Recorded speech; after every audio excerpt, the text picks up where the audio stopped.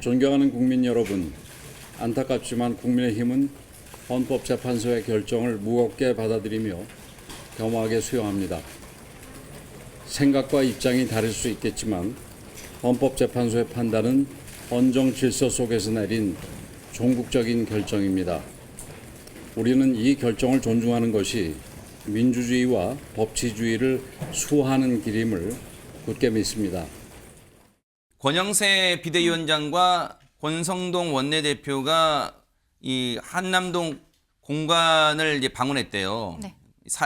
관저를 방문했는데 그때 윤석열 전 대통령의 메시지가 준비 잘해서 대선을 꼭 승리해라 뭐 이런 메시지를 전했다고 해요. 이제 이거는 뭐 글쎄요, 이게 승복 불복의 문제는 아닌가요? 어떻습니까, 이분 또? 저것은 전혀 승복 불복과는 상관이 없다라고 생각을 하고요. 네네. 왜냐하면 대통령께서 오늘 오후에 나왔었던 입장문을 보면은 그것은 명확히 승복을 한다라고 되어 있고, 네네. 그리고 국민의힘 같은 경우에는 오늘 헌법재판소 결정이 나오고 오히려 민주당보다도 먼저 겸허히 수용하겠다, 그리고 국민들께 책임감 있는 정치하겠다라고 입장을 밝힌 바가 있거든요. 네. 그렇기 때문에 지금 뭐 대통령이 앞으로 있을 조기 대선에 대해서 아마도 미안함이라든지 이런 마음도 있었을 것이라고 생각을 합니다. 네. 그 과정에 있어서 이 조기 대선을 이끌어가야 되는 투톱이 오늘 한남동 관저에서 만난 것이고, 네. 그 과정에서 나온 이야기일 뿐이다라고 생각합니다. 네. 세상이 우리같이 분열돼서 대통령 두 번이나 탄핵시킨 이 어리석은 집단이 어디서? 저는 2017년 박 대통령 파면 때 얼마나 탄핵을 반대했습니다. 오늘 똑같은 상황의 연출. 우리가 제발 탄핵만에 막자라고 얼마나 읍소를 했습니다. 호소를 했습니다. 그런데 우리 동료들이, 우리 의원들이 대통령 탄핵에 앞장섰어요. 지금도 분열되고 있습니다. 지금도 저 안에서 같이 못 앉겠다는 사람들도 많습니다. 위대한 국민들이 위대한 민주공화국 대한민국을 되찾아 주셨습니다. 현직 대통령이 두 번째로 탄핵된 것은 다시는 없어야 할 대한민국 헌정사의 비극입니다. 이제부터 진짜 대한민국이 시작됩니다. 모든 국민이 안전하고 평화로운 나라에서 희망을 가지고 함께 살아가는 그런 세상을 향해 성장과 발전의 길을 확실하게 열어가겠습니다. 고맙습니다. 이제 앞으로의 이제 조기 대선 국면 60일 내 이제 대선이 언제쯤은 치러지겠지만 언젠가는. 그런데 앞으로도 혹시 이제 물론 오늘 헌법재판소도 여러 가지 5가지 핵심 쟁점을 얘기하면서도 야당의 줄탄핵에 대해서도 바람직하지 못하다는 점은 분명히 언급은 했어요. 하지만 그게 그만큼 이걸 잘못을 윤 전 대통령이 잘못을 뒤집을 만한 사안은 아니다고 했지만 어쨌든 혹시라도 이 국면에서 또 줄탄핵, 뭔가 탄핵안을 계속 발의하는 모양새, 이게 과연 조기 대선 국면에 좋은 긍정적으로 작용할 수 있을까? 이제 그런 궁금증도 생길 것 같습니다. 맞습니다. 중도층 유권자를 보고 가야 되고요. 민주당이 기본적으로 정치적 공간과 운동장을 넓게 쓰기 위해서 중도 보수 표방한 거 아니겠습니까? 그럼 중도 보수의 이 카테고리에 들어가는 유권자분들이 어떤 국정 운영의 방향을 원하실지. 기본적으로 오늘 헌재에서도 일부 단서가 나왔습니다만 탄핵이 계속됐다라는 부분에 대한 정치적인 어떤 부담감을 민주당 안에서도 갖고 있는 것으로 알고 있습니다. 때문에 본회의의 보고는 됐죠. 본회의의 보고로 끝나는 게 아닙니다. 최상목 부총리에 대한 이 통과가 되기 위해선 보고 이후 24시간 이후 72시간 이내 표결해야 되는데 이 표결 수순으로 가지 못합니다. 그래서 법사위로 다시 회부를 한 거거든요. 그렇다면 지금 이 시국에 또 이 대통령 탄핵이 선고된 당일날 본회의가 열렸지만 그것을 실질적으로 실천에 옮기지는 이제 않은 부분이 다 이런 정무적인 고려가 있는 것이기 때문에 지금은 이 수권 정당을 자임하고 있습니다. 그렇기 때문에 탄핵에 좀 더 집중하기보다는 이 내란의 후유증을 수습해야 됩니다. 외교, 경제, 그리고 여러 정치적인 갈등 내역을 수습할 책임이 지금은 국민의힘의 그 힘이 많이 달리는 상황이기 때문에 민주당이 해내야 되는 몫을 생각하면 탄핵에 집중하지 말자는 의견이 상당히 많은 것으로 알고 있습니다. 최진봉 교수님 하실 말씀. 네, 지금 이제 강재현 변호사 얘기했던 부분에 제가 반박을 좀 해보겠습니다. 네네. 결정문은 어떻게 돼 있냐면요. 이런 윤석열 대통령 그렇게 주장을 하지만 예를 들면 탄핵을 많이 하고 예산안도 제대로 처리를 안 해주고 이래서 문제가 돼서 비상계엄을 했다고 얘기했지만 그걸 받아들이지 않았어요. 결정문을 읽으면서 분명히 뭐라고 얘기했냐면 당시에 계엄이 계엄 선포가 되기 전에 비상계엄 선포가 되기 전에는 검사 한 명과 이진숙 방통위원장 두 사람에 대한 탄핵이 이루어졌다. 그 얘기를 명확하게 했고요. 또 하나는 예산 같은 경우에는 예결위원회는 통과를 했지만 본회의 통과되기 전이다. 네. 그런데 그걸 이유로 해서 비상계엄을 선포한 건 잘못됐다라고 네. 판단을 내린 거예요. 네. 그러니까 뭐 민주당이 잘못해서 그게 문제가 됐다고 판단을 내린 게 아니고 네. 윤석열 대통령이 그렇게 주장을 했지만 전 네. 대통령이 네. 헌법재판은 그걸 받아들이지 않고 네. 그거는 잘못됐다라고 지적하고 판결을 내린 겁니다. 네. 강전의 대변인 혹시 더 반론 있으신가요? 네, 이종훈 평론가님께 드릴까요? 네네. 아니 그 부분 지금 말씀하신 부분 있습니다. 그런데 그 부분이 앞에 설명이 돼 있는데 저도 들으면서 깜짝 놀랐어요. 결정문 중간에 어떤 내용이 있냐면 분명히 그 부분을 인정을 한 부분이 있어요. 결정문에서 헌법재판관들이 그러니까 입법 폭주를 하고 또 대통령이 무엇을 하려고 할 때 그것을 계속 받아들이지 않고 했기 때문에 대통령이 책임감을 네. 느꼈을 것이다라고 얘기를 합니다. 그 부분은 어느 정도 이 상황이 그런데 네. 중요한 건 이 부분이에요. 이게 그렇다고 해서 국회만의 책임이냐? 대통령도 이 문제를 잘 해결할 책임이 있다. 그러니까 양쪽 다 책임이 있다. 그리고 마지막으로는 그런데 대통령한테 뭐가 문제냐면 이렇게 국회가 이렇게 한다고 하더라도 이것을 민주주의의 원칙 속에서 정치 행위로서 대응을 했어야지 군경을 동원해서는 안 된다. 이런 대목에서 강전의 대변인께서 말씀하신 부분은 그 네. 부분만큼은 어쨌든 헌법재판관들도 대통령의 어떤 느낌, 어떻게 느꼈을 것이다라고 공감한 부분이 있다라는 거는 인정할 수 있는 부분이라는 거죠. 네. 최준봉 교수님이 또 반박에 하실 것 같은데 네. 그 반박의 반박은 제가 나가서 들어드릴게요. 네. 동의할 수 없고요. 시간 관계상 어쨌든, 저희가 또 네, 제가 다뤄볼 내용이 많아서 네, 시청자분들 궁금증을 좀 평론가의 해서. 말에 동의할 네네. 수 없다는 말씀을 그럴게요. 드리겠습니다. 네. 제가 네. 이따 가서 들어드릴게요. 알겠습니다. 네. 이런 생각이 들어요. 장윤미 부위원장님. 네. 사법 리스크, 이재명 대표의 사법 리스크는 이제 엄연히 존재는 하잖아요. 근데 일각에서는 이제 이런 전망이 나와요. 조기 대선 이제 물론 가정법이니까 혹시 국민의힘에서는 불쾌하더라도 특히 또 강전의 대변인도 불쾌하지 마시고 가정법이니까 한번 여쭤보는 거예요. 혹시 이제 조기 대선 열려서 이재명 대표가 대통령이 당선된다고 가정해 보는 거예요. 가정입니다. 혹시 그렇게 되면 사법 리스크 즉 남아있는 재판이 사법부가 과연 그 재판을 일정대로 진행을 할 수 있겠느냐? 왜냐하면 미국의 트럼프 대통령 당선됐을 때 미국 사법부의 검찰의 어떤 행태도 있고 하니 물론 딱히 우리가 가져다가 적용할 수는 없지만 혹시 사법부의 재판 속도도 더뎌질 거 아니냐? 뭐 그런 네. 벌써 전망이 나옵니다. 어떻습니까? 그렇죠. 기본적으로 헌법에 규정된 대통령은 이 내란 외환죄를 제외하고는 소추되지 아니한다에 대해서는 법적인 해석이 갈리고 있죠. 이게 재판도 받지 말란 뜻은 아니다라고 보수에서는 이야기합니다만 그럼 현실론적으로 접근할 필요가 네. 있을 것 같습니다. 사법자제라는 이런 용어가 있죠.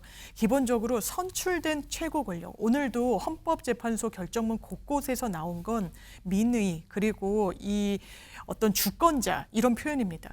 왜냐하면 선거를 통해서 선출한 최고 권력인 대통령에 대해서 네. 사법부가 이 굉장히 국정 운영을 어렵게 하면서 재판을 소환을 하고 결정을 내리고 이런 부분이 과연 이런 사법정에 맞느냐라는 그런 수기가 있을 거예요. 이건 여야 정파를 떠나서 이 주어를 뭐 국민의힘으로 해도 마찬가지일 거라고 전 생각을 합니다. 그렇기 때문에 아주 뭐 법리적으로만 딱 했을 땐 소추에는 이 부분은 기소만 들어가는 거라서 재판은 받아야 된다라고 일견 이야기할 수는 있겠습니다만 이게 대한민국에 과연 도움이 되는 것인지 그리고 그게 선출된 권력에 대한 어떤 정의라고 할 수 있을 것인지에 대해서는 사법부가 아마 그렇게 판단을 안 할 가능성이 높다고 생각합니다.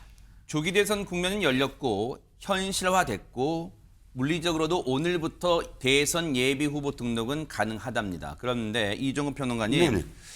이제 조기 대선 달리로 치면 민주당의 이재명 대표가 한참 앞서가고 있는 형국이긴 해요. 현재까지 뭐 각종 여론조사를 보면 국민의힘 입장에서는 이른바 잠룡들 뭔가 이 숨지고 있던 대권 주자들이 이제 뭔가 움직일 텐데 오늘 한 언론 보도가 홍준표 대구시장이 뭐 다음 주인가 사퇴 기자회견 한다 대구시장직 사퇴 기자가 한다더라 했는데 그게 얼마 안 지나서 이게 오보였다. 근데 오보였다가 하더라도 어차피 움직일 거 아니에요? 홍준표 시장 어떻습니까? 그렇죠. 홍준표 시장 가장 먼저 자신이 이제 이번에 만약 조기 대선이 열린다면 주자로 나설 것이다라고 공언했던 그랬었죠. 네. 사람이에요. 아까 시장이에요. 그렇기 때문에 오늘 당장 시장직을 그만두지 않더라도 아마 홍준표 시장은 이번 조기 대선 레이스에 당당하게 임할 겁니다. 그리고 임하겠다는 얘기를 계속 해왔고요. 문제는 홍준표 시장의 그 허들은 조기 대선 국면이라든지 혹은 당내에서의 어떤 그런 뭐 지지라든지 이것보다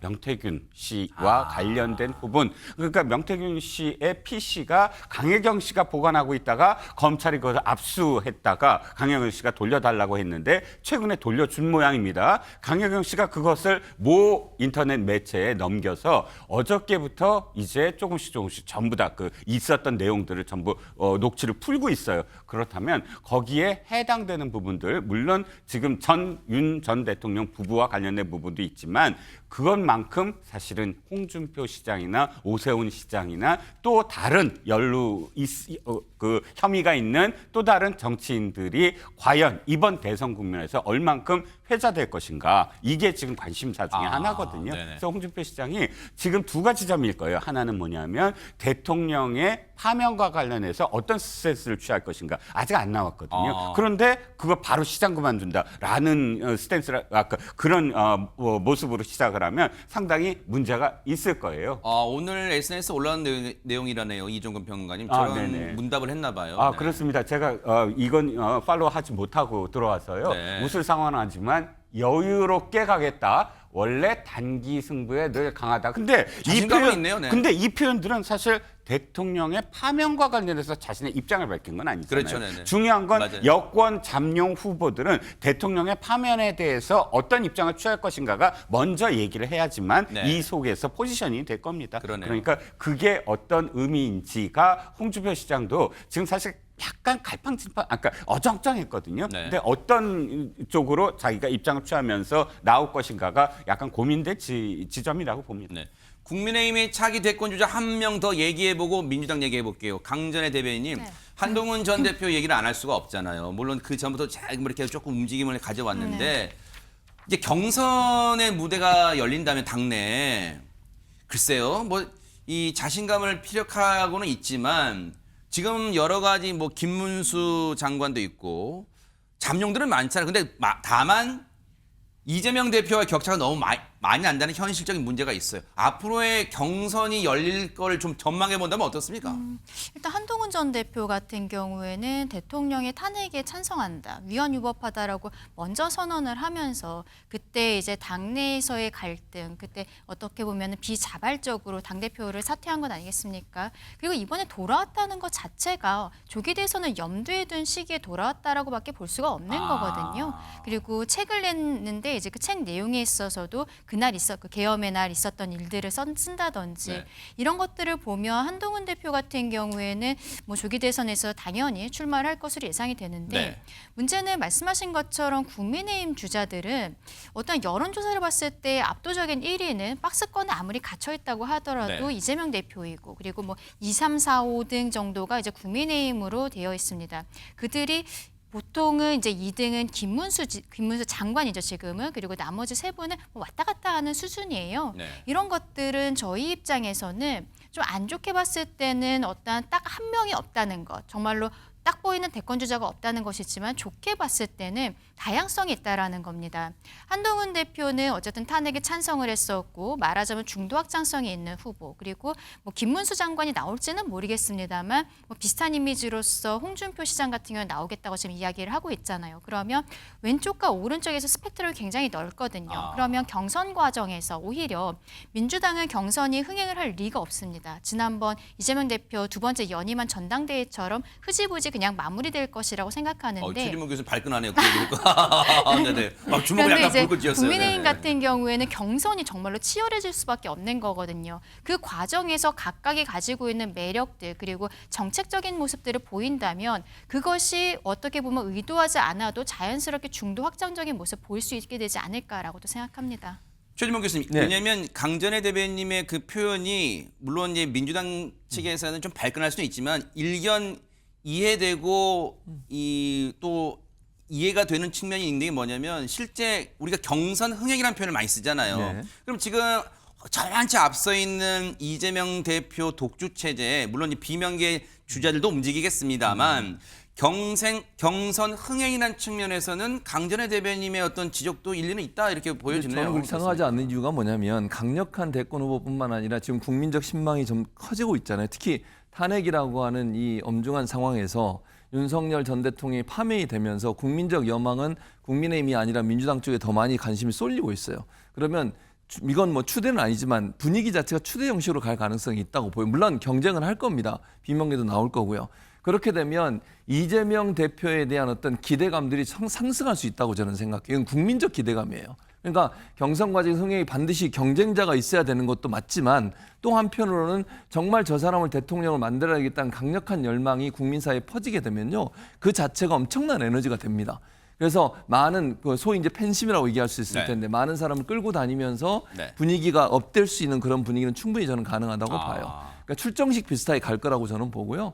국민의힘은 저는 걱정되는 게 스펙트럼이 다양하다고 말씀을 하셨는데 서로 또 상대방 걱정해 주시는 왜냐하면 거예요. 네. 국민의힘은 지금 탄핵에 대해서 의견이 분분한 아까 그 윤상현 의원 얘기 안 그렇죠. 들으셨습니까? 탄핵 찬성 의원들과 같이 못 가겠다 뭐 그런 그러니까요. 거잖아요. 네. 저는요 이게 대결이 점점점 갈등의 양상으로 갈 가능성이 있어요. 일단 탄핵의 책임을 누가 질 거냐 문제 가지고 싸울 겁니다. 네. 그럴 가능성이 높아지기 때문에 네. 이게 흥행이 되는 게 아니라 서로가 서로를 물고 뜯는 이런 상황까지 갈 수 있는 위험성이 있어요. 네. 그러니까 평상시 같으면 경쟁을 통해서 흥행이 이루어질 수 있지만 이 탄핵의 문제에 대해서 어떻게 해결할 거냐, 누가 책임이 있느냐, 서로 손가락질하다 보면 이게 그냥 선의의 경쟁이 아니라 정말 뭐 소위 이런 표현 막장 드라마처럼 갈 수 있는 위험성도 존재하고 있어서 네. 과연 흥행이 될지는 좀 지켜봐야 될 것 같습니다. 혹시 이건 어때요? 장윤미 부위원장님. 우리 이제 흔히 선거가 임박해지면 떨어지는 낙엽도 조심해야 된다 뭐 그런 표현을 많이 쓰는데 정치권도 지금 국면 오늘 헌재 선고 윤석열 전 대통령에 대한 파면 선고가 이루어진 이 시점만 놓고 보면 분위기는 야당의 분위기로 흘러가는 분위기지만 조기 대선 국면이 그런 60일 내외 이 정치는 생물이라는 표현을 우리가 자주 하잖아요. 어떤 사안이 생길지 모르고 이 조기 대선 국면이 열리다 보면 결국은 각 지지층이 결집하는 모양새로 결국은 가지 않겠냐. 박빙 승부 2022년 대선처럼 재현되지 않겠느냐. 벌써 이런 전망도 나옵니다. 어떻습니까? 맞습니다. 2022년도 대선 때도요.